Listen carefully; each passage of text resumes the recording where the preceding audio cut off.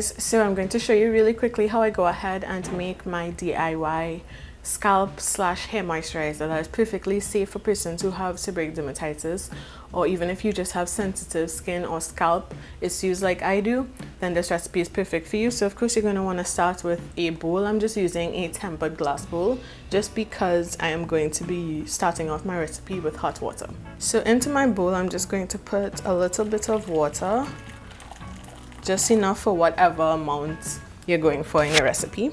And also the reason I'm using hot water is because I am going to go ahead and draw my chamomile tea. Now I will give all of the benefits for all of the things that I'm using in this recipe. Chamomile is one of those herbs that is known for its soothing and anti-inflammatory properties, and definitely when you have seborrheic dermatitis you know that you tend to get flare-ups. There's inflammation of your scalp, the itchiness, the flakiness, so chamomile is supposed to help with that.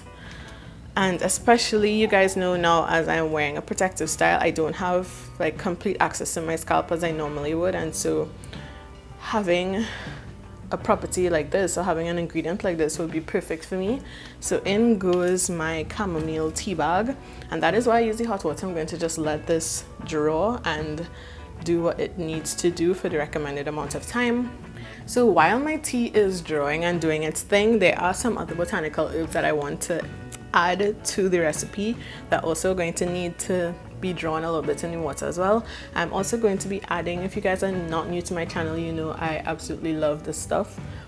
I'm going to be adding a little bit of henna powder. Now henna is known for its antifungal properties, and I'm just going to add a little bit just because I don't want too much of this in the recipe. It's just a little bit for the antifungal properties, and some of the other ingredients are going to have antifungal properties in it as well, so I don't need to add too much of henna because I don't really want it for its strengthening properties.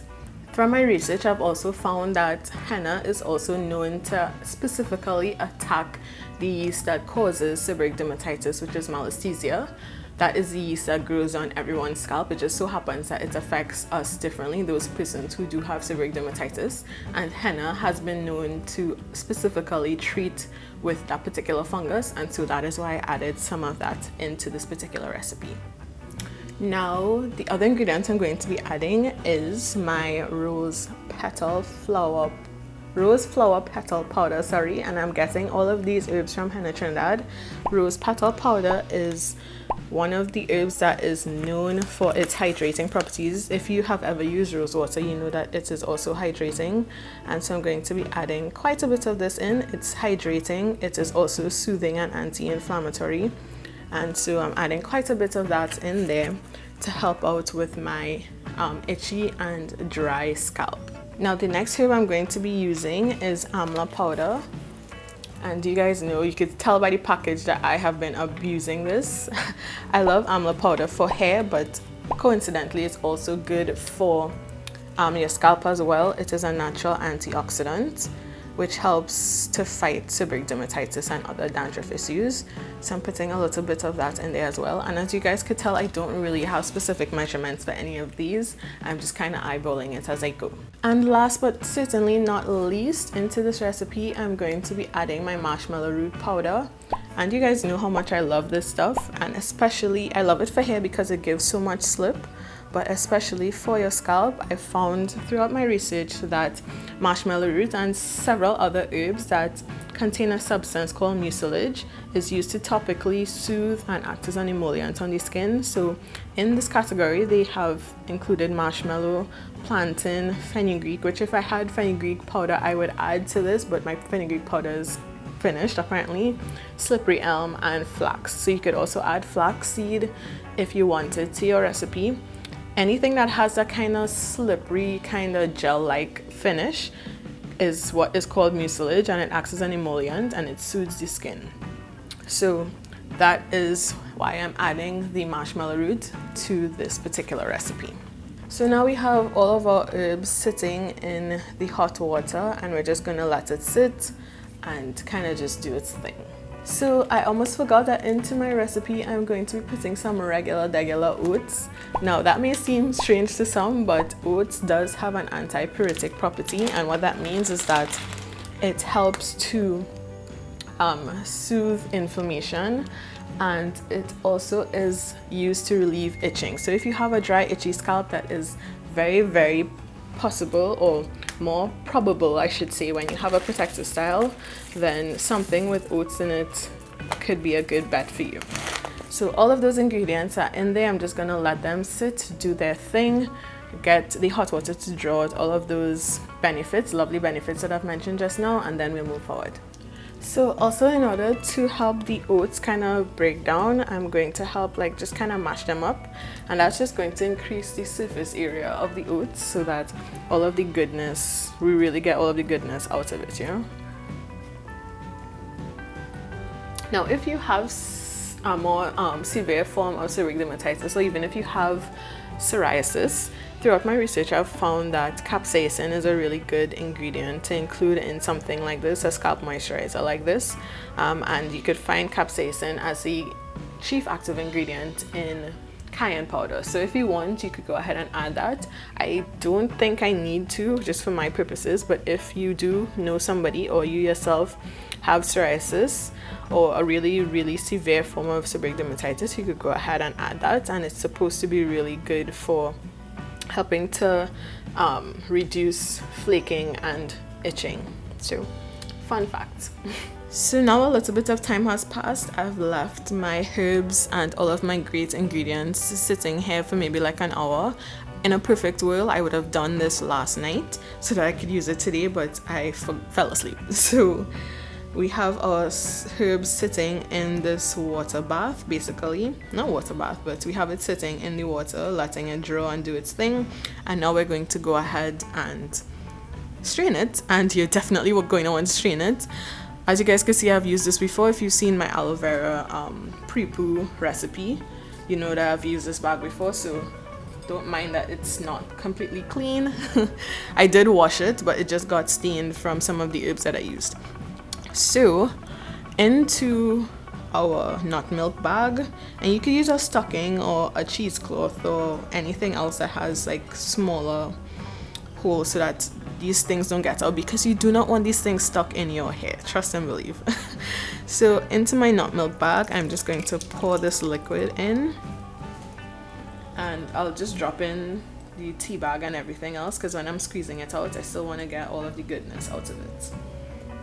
And as you can see from the marshmallow root, there's a bit of jelly, kind of slimy feel, and that will be from the oats as well as the marshmallow root.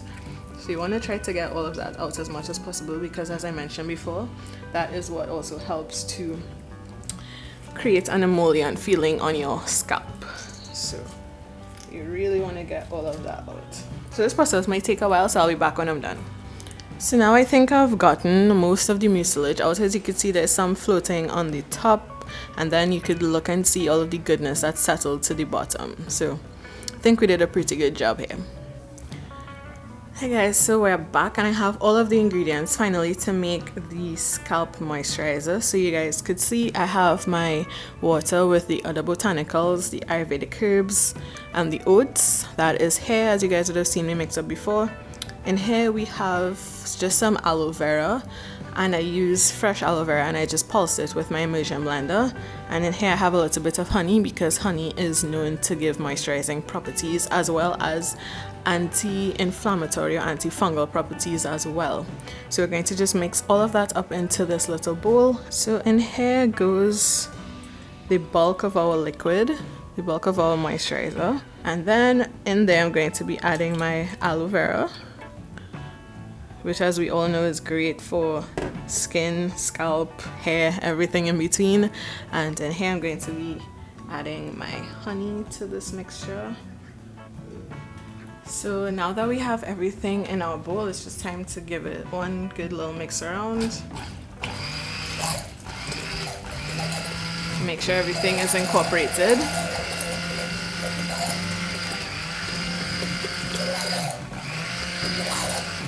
Now, as you guys could tell, this is a, what do you call that? A water-based moisturizer. There is nothing in it that could preserve it, and so I opted just to add some preservative, just because I don't want to have to worry about it having to be in the fridge, that kind of thing.